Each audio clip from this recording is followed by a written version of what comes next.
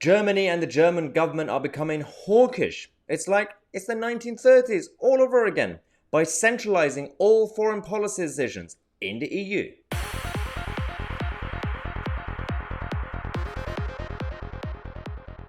Every day I have to remind myself and thank God that we have left the European Union. Despite the flaws of Brexit and all the issues that we still have with the European Union, I'm glad that we're not inside the club. We have Olaf Scholz, who's the new Chancellor. Well, he's been Chancellor of Germany for a while now. He's come out to bring back Germany, make Germany great again, not necessarily for the German people. This is not some sort of nationalist thing. It's ultra. It's about expanding the European project. The European Union that's primarily run by the Germans and the French, and then the French. They are now seeing the German government pushing to get rid of the vetoes in the Union when it comes to foreign policy.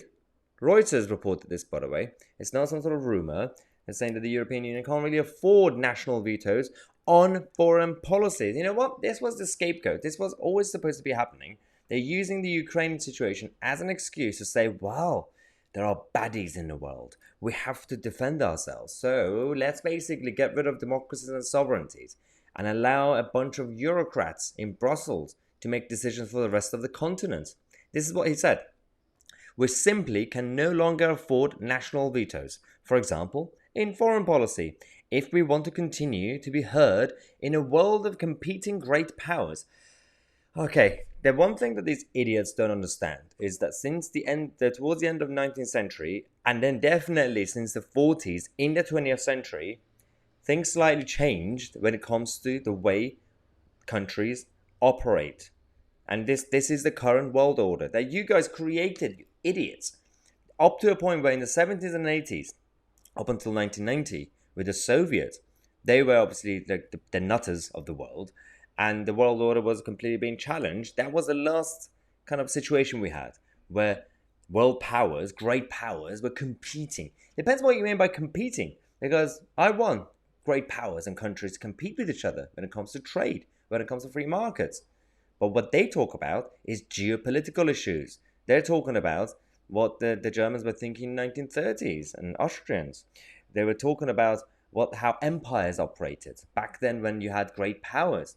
Now, the superpower, which is supposed to be the US, they're obviously being challenged by China right now anyway. But why is it that the European Union, that claimed to be the family of European countries with nice trees and hugs and avocado coffee shops, why are they obsessed with saying that we just want a world where we're all partners, we all want to work together? And then they say, well, we have to be rivals with everybody, especially America. Their problem is not necessarily China, it's America. They want to have a United States of Europe. This is the article in the Reuters that said Scholz said that the G7 and other countries could work together to find solutions for the world's food crisis, climate, and everything else, health crises, blah, blah, blah. If Germany takes responsibility for Europe and the world. Oh, so you want Germany to be the police of the world. First things first, not one country could run the world anymore. Secondly, your idea of centralizing decisions, these globalist elitist groups that we already have in the name of the United Nations, we have WEF and everything else, the WHO trying to go above their boundaries of what it was created for.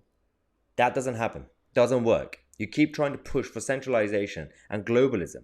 It's just going to backfire massively. You've been planning this for decades and decades. It doesn't work. You can't have a club running the world. Brussels have never worked. Strasbourg have never worked. And now Davos doesn't work. It works for them, the vested interests, they're happy, but not for us, not for real people. Now, he said that Germany would make proposals for joint European migration policy, building European defense, technological sovereignty, and democratic resilience. And what does that mean? You can't just throw nice words. This is what they've stolen from the traditional political left when they embraced certain phrases and words like compassion, equality, tackling poverty, all the niceness, right? That's what they do. Say, well, we're actually doing it for technological democratic resilience by destroying democracies and sovereignties. Well done. Absolutely well done. We are not going to give up. This channel exists to counter these ideas. This channel exists thanks to you guys and your support for us to keep pushing on the grassroots. Among the grassroots, we have people on the ground and everywhere. You're all across the country and across the world. We have so many supporters in the US, across Europe, in Japan, in Asia, other places. We know that people are with us. We know that we're not alone. We will continue to fight. We will continue to use this platform that I have to spread information. Access information is the real power. We need to let people know of these idiotic ideas. Now, if you're with me, subscribe to the channel, click on a bell next to it. I'm Tousi and we are the media.